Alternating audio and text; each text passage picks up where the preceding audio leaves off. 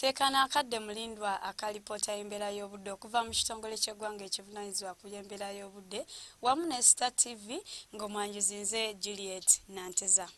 Akasana kabadde nga kaaka mu bitundu by'eggwanga ebisinga obungi era nga bwe tuna ku bifaananyi ebyakubiddwa ku ggwanga yaffe biraga nga akasana kayase ate nga bwe kakubaakubamu mu bitundu by'eggwanga ebisinga obungi wabula nga bwe tunyako ku ekyo ekyakubiddwa ku Ssemazinga Africa kyo kiraga nga sserwandula mpewo eyitibwa Senterena yeeyongedde okunafuwa nga nyo kiviiriddeko omukubo gw'enkuba okusenvula ne gudda mu bukiikaddyo bwa Africa era nga kino kividdeko enkuba okendera bitundu by'eggwanga ebisinga obungi.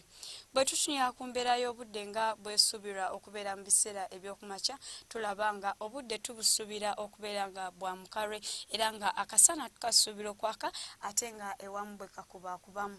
Ate olw'eggulo mu nsozi ez'Ekabaale tusuubira oluwandagirize nga n'ebbugumu tuyisuubira okubeera ku degrees 27 ate ebitundu ebisigadde yo akasana tukasuubira okwaka ate ewamu nga bwe kakubaakubamu nga n'ebbugumu mu bukiikakkono tuyisuubira okubeera ku degrees 34 ate ku lubalama lw'ennyanja Nalubaale ebbugumu tuyisuubira okubeera ku degrees 29. Bwe tutunyako ku bibuga ebimu ebyebunaayira mu Washington, Lagos awamu ne mu Addis Ababa tusuubirayo enkuba okutonnya wabula ng'eyo enaatonya mu Addis Ababa tugisuubira okubaamu n'okumyansa okw'eggulu ate yo mu Moscow tusuubirayo omuzira okugwa awamu n'obunyogovu nga bungi ddala.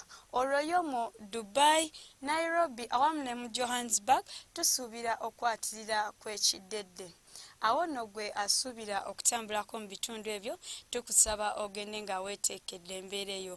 Okumanya ebisingawo genda ku mutimbagano gwaffe nga bw'ogulaba ku Lutimbe lwa TV yo beera bulungi.